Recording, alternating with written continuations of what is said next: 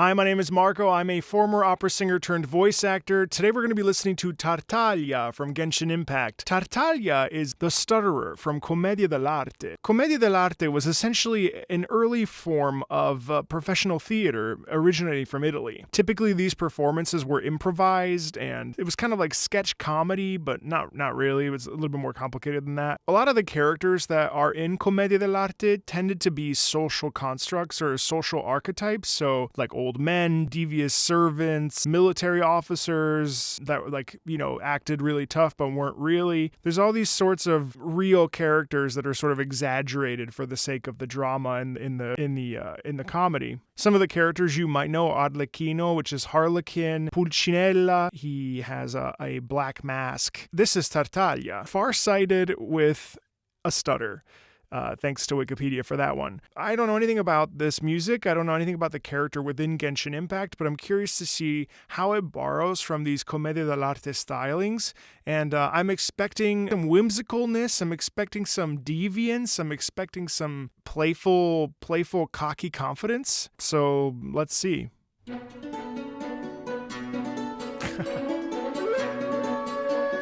I hate being right. You hear the way that you hear that bounce? That bounce is that playful, cocky machismo.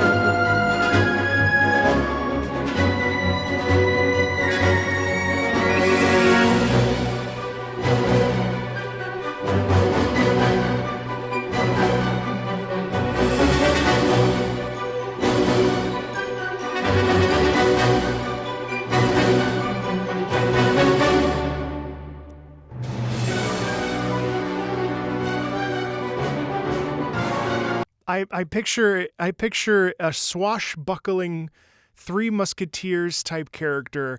This is a character who's quick on his feet, super efficient, always keeping you on your toes. You never quite know what direction he's going to go in. He's debonair. He's got charm. He charms you. He seduces you, and you fall victim to his sneakiness. It very much feels playful with an edge of danger. is the best way that I would describe that first section anyway. Playful with a sense of danger. Like it's a wink. Like I'll stab you. I think what really gives it this old-timey European vibe is the use of the accordion. I'm pretty sure it's an accordion. That sort of like old European Parisian streets, Italian streets.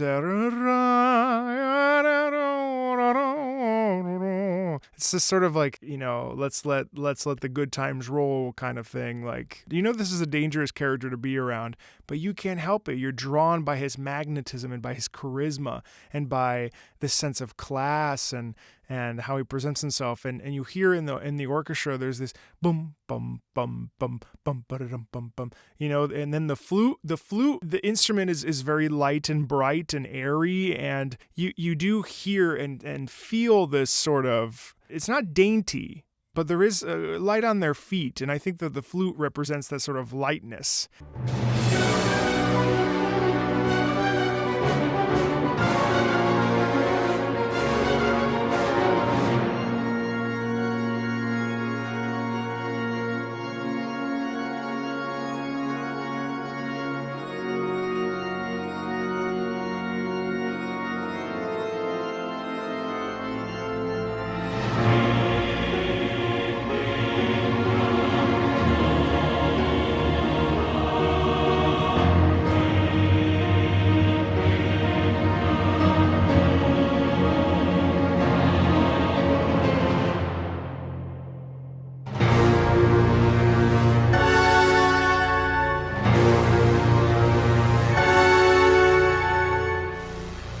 He changes shape, right? There's some sort of thing that happens. Maybe his blade grows like twice the size, or there's like flames that come out of him or something. Like something here, there's a pivot here in the way that, we have this tension and this buildup and this sort of very intense shift from this playfulness into something much more serious, much more sinister, much more deadly, much more actually capable of destroying you. There's no more playing nicely. There is only destruction. It's more than a duel now. It's a full-on fight for your life.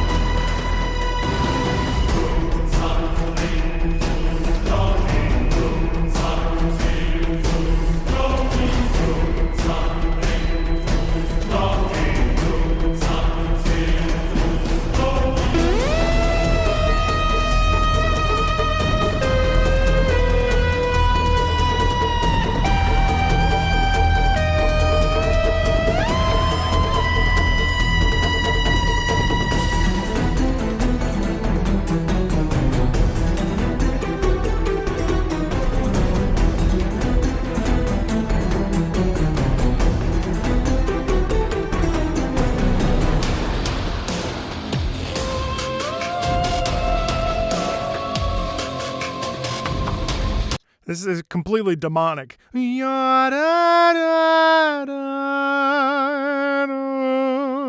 you've got this these sound effects going on in the background too. There is definitely this sort of like, I imagine just like fast moving attacks and some sort of like violent move where he comes up and slams on the ground or something. There's something, again, we take all that light playfulness and then now we're faced with that light deathliness. There's a sense of capacity to maim, and it's actually kind of serious and twisted.